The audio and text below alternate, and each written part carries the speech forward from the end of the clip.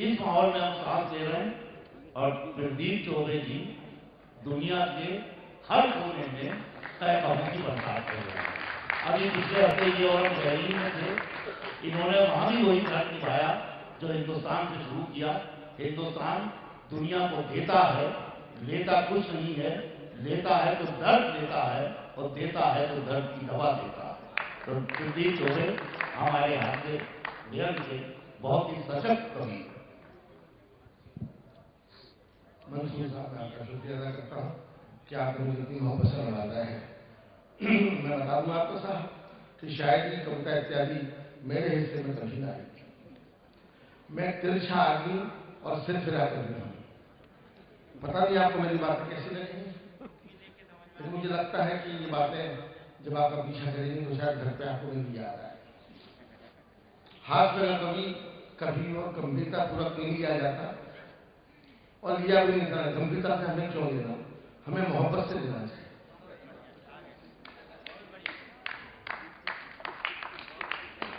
केवल 3.5 तालियों के लिए शुक्रिया।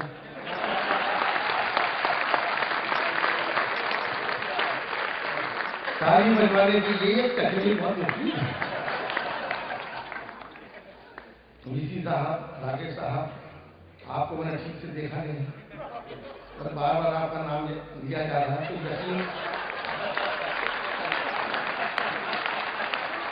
यकीन है कि आप यहाँ पर हैं।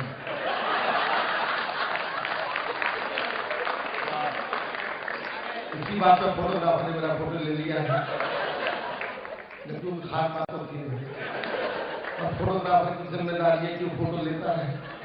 मैं फोटोग्राफर को जानता हूँ जो शादी ब्याह की फोटो खींचता था। एक बार उसकी ड्यूटी शमशान में लगी, मुर्दे के अंतिम वक्त का फोटो खींचता था। उसका अभ्यास नहीं था, तो जैसे उसने मुर्दे के चेहरे पे अपना कैमरा फोकस किया, आदतन उसके मुंह से निकला स्माइल ऑफर इतना जोरदार था कि मुर्दा भी मुस्कुरा दिया। अंजाम यह हुआ कि मुर्दे की जगह फोटोग्राफर लेटा हुआ। मैंने अर्ज किया सिपाही बैठ जाइए।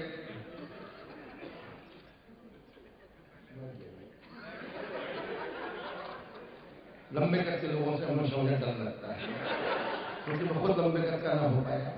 ऊंचे कद की तमन्ना थी मगर लंबा भी ना हो पाया। हालांकि लंबे कद के लोग भला क्या तीर मार रहे हैं। मुझे याद है कि बहुत लंबा आदमी बाजार में सब्जी खरीदने के लिए गया। दुकानदार से बोला कि नींबू क्या भाव दिए। दुकानदार बोला बैठ के देख संतरे हैं।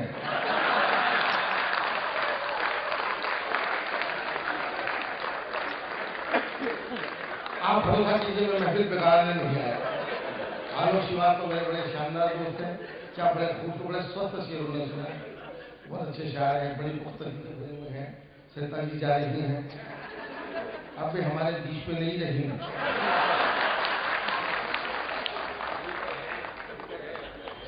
क्या पता कब किसकी आ जाए, लेकिन नहीं, मुझे मालूम है कि उनको जाना है। मैं देर तक आपके बीच में नहीं रहूंगा। मैं बहुत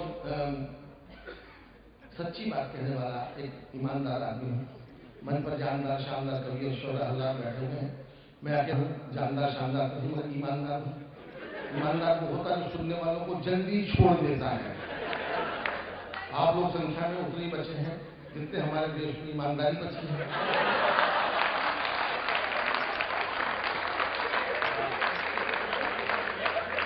और मंच पर अधिक ही अपराध के उतने ही शोरा हजरात हैं जितना देश में भ्रष्टाचार है।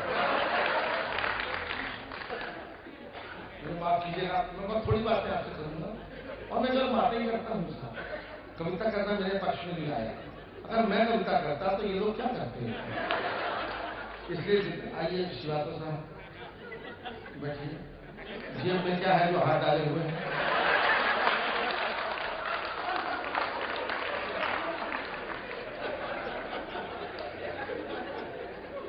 श्रीवास्तव साहब हमारे बड़े अच्छे दोस्त हैं, उन्होंने याद करवाया। आइए थोड़ी देर आपके बीच में हूँ, उसके बाद में काफी लोग यहाँ पर हैं और मेरी बातों को बस ध्यान से सुनिए कि मैं क्या कहता हूँ। हो गया भाई, ठीक है, फोटो दो। पेमेंट तो वहीं से मिल रहा है। हमारा फोटो लेके क्या करेंगे, हम तो 2 रुपए भी देने वाले नहीं। कुलपति साहब मेरे फादर की, मेरे पिता साहब की बड़ी बड़ी तमन्ना थी, बल्कि आखिरी तमन्ना थी कि मैं भी कुलपति बनूं, परंतु मैं इतना नाकारा था कि मैं कुल मिला के पति बना।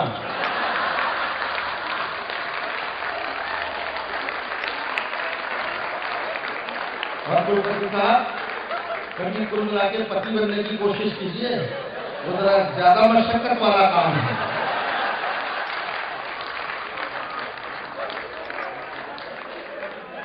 जो बीवी को अपने प्रभाव में कर ले, असल में वही पति है, वरना वो दूसरे के कभी भी किसी दूसरे के प्रभाव में जा सकती है। लेकिन मैं यहाँ आपकी बातें नहीं करूंगा, मैं आपको आइए साहब बैठिए। कवियों को शाल दे देते हैं दिखा,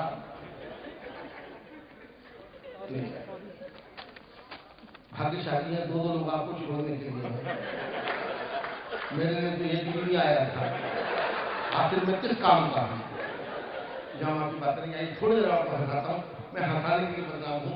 हंसी, लोग कहते हैं हंसना बड़ा कठिन काम है, हंसाना बड़ा आसान काम है, क्योंकि लोग इतने दुखी हैं कि हंसने को तैयार रहते हैं। आइए थोड़ा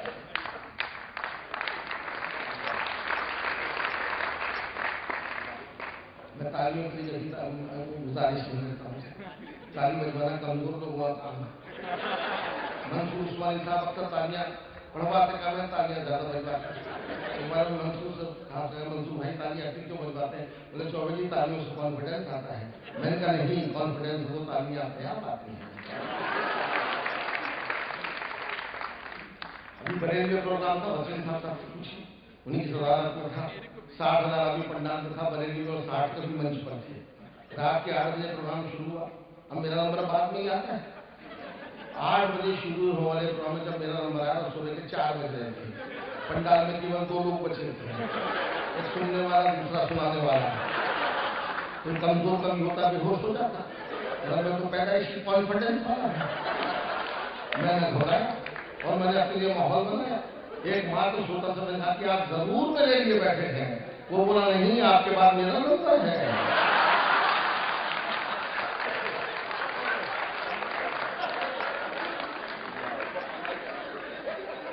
मैं तो पैदाइशी कॉन्फिडेंस वाला हूं और यही कॉन्फिडेंशियल बात है। मुझे खुशी है कि मेडिकल कॉलेज में हूँ, यहाँ पे छात्र विदेशों से भी लोग, एल्यूमिनी मीट है, बाहर से लोग आए हैं। डॉक्टरों के प्रति मेरा बड़ा अकीदा है, मैं डॉक्टरों के प्रति श्रद्धा भाव से काम करता हूँ। अभी एक सब हमसे मुझे समझ नहीं पाते, मेरी प्रॉब्लम मेरे साथ, प्रॉब्लम सुनने समझने वालों की है। मैं तो अपनी तरफ से अच्छी बात ही कहने की कोशिश करता हूँ, लेकिन लोग समझ नहीं पाते, तो मैं क्या करूँ। तो मुझे मसखरा मानते हैं और मेरी बातों को गैर जरूरी देते हैं, लेकिन मैं अच्छी बात ही करता हूँ। अभी एक सभा में मैं डॉक्टरों के बारे में लोगों को बता रहा था कि डॉक्टर क्या चीज है। मैंने लोगों से कहा कि डॉक्टर धरती पर भगवान का प्रतिनिधि है, भगवान का अवतार है, इसलिए जब भी कभी डॉक्टर के पास में जाओ तो ये मान के जाओ कि भगवान के पास जा रहे हैं।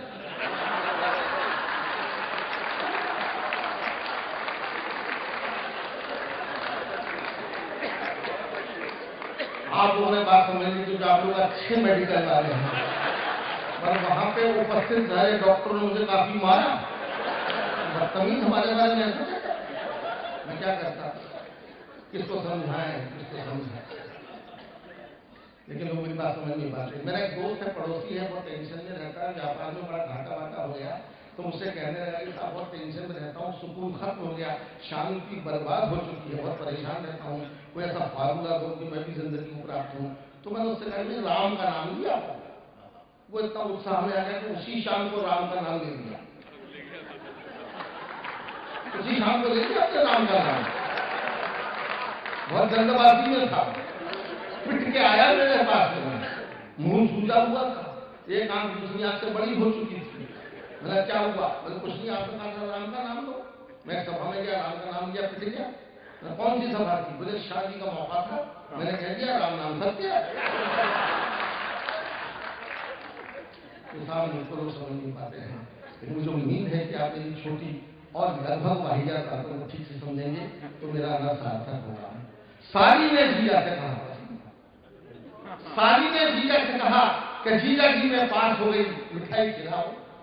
साली ने जीजा से कहा कि जीजा जी मैं पास हो गई, मिठाई खिलाओ। जीजा जी मुस्कुरा के बोले जरूर खिलाऊंगा, थोड़ी और पास हो जाओ।